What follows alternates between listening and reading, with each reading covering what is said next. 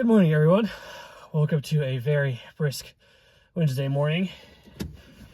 28 degrees outside. Today we're gonna go play with some race cars.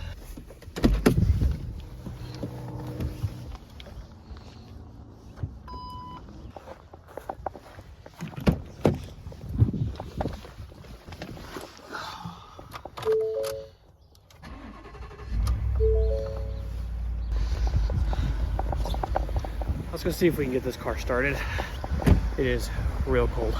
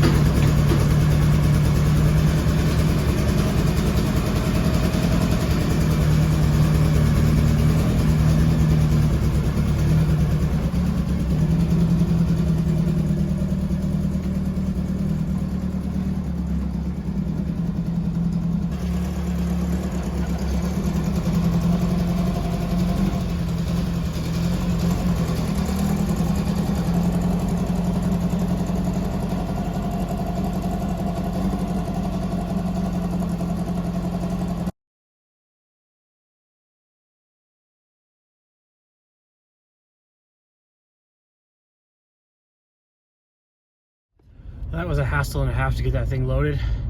I am on my way down to a shop that did the rear suspension, which I'll show you guys in a bit, to get the car quarter balanced. We're going to make custom shocks for it because honestly, no one's done a build like this before and there's not any information. So gotta get all of the data we can to make sure that we get the correct things we need.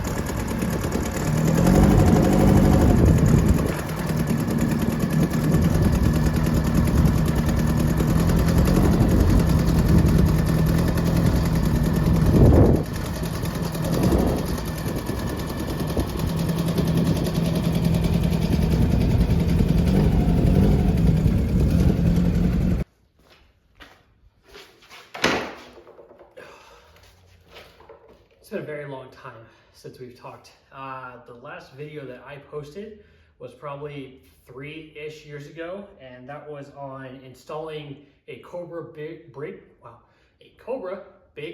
kit on my Mustang. That is a car that I used to race a lot. I did autocross with. If you look back through my channel, you'd see a lot of videos about modifications to that car. And then life happened. I went back to school. I finished my degree, I moved, many years have passed, and I never got the chance to actually tell you guys the car that's behind me. This is my secret 3-year race car build that I've been doing, and it was a lot of work. If you followed me on TikTok, you would have seen it. I made some posts about it. Again, life got in the way a lot to the point where I couldn't post as much anymore. But if you want to watch that series, my username on there is Camco2313, just like it was on here. What the car is though, this is my 1960s-ish, 70s-ish Volkswagen buggy that I got as a gift. It was a bare shell, bare chassis. It had a blown up transmission in it, no motor, no wiring, no seats, nothing. And it was as bare as it was gonna get. Now, this car, 3 years, went through a very, very long and drawn out process to get to where it is today. I've been through 2 different transmissions, 2 different motors, 3 sets of wheels, suspension setups, everything, because for this car, it really is not an off-the-shelf endeavor. I built this car to be a C-modified autocross car. I mean, we just got back from the shop today. Then took you guys along the ride this morning. The car came back at 1,250 pounds. With driver in it, it was 1,460. And it doesn't weigh anything. The car makes over 100 horsepower, which doesn't seem like a lot, but out of a 1915 Volkswagen engine, it's pretty decent.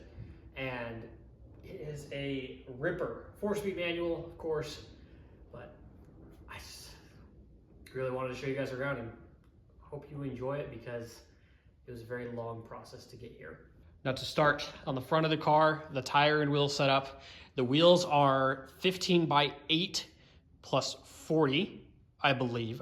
Don't quote me on that. I do not remember the offset, whatever. It is a Volkswagen offset. Bolt pattern stupid, 4x130, but we won't get into that. I hate that. It's either 4x130 or 5x205, which is gross. 8-inch wide wheels though. I decided to go square setup on these because it did have a 10.5 rear wheel on there, and that was just way too much tire for the car. The tires on it are Falcon RT660s, 245, 45, 15. Way too much tire for the car, but it handles like an absolute go-kart, and that's exactly what I wanted with there not being any weight on the front. I have converted these. This used to be a torsion beam, but now it is independent suspension. We have 3 rods that run through and just hold this together and lets them work independently of each other. A coilover shock that is going to be replaced because these are worthless. I have converted it to 4-wheel disc brakes. I have done the 4-wheel disc brake master cylinder. I have done a hydraulic clutch setup, Baja Design headlights on there that are DOT approved.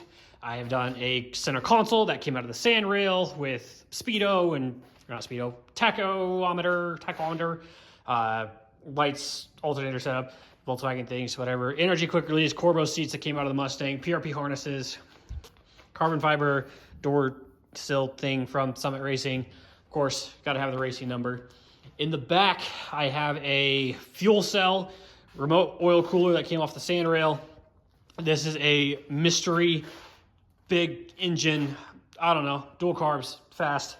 And then it has a IRS rear end, which was a huge undertaking. Hello, pig. That dog forgot that there. Huge undertaking to do this. I had to take it to the same shop that we did the weighing at today.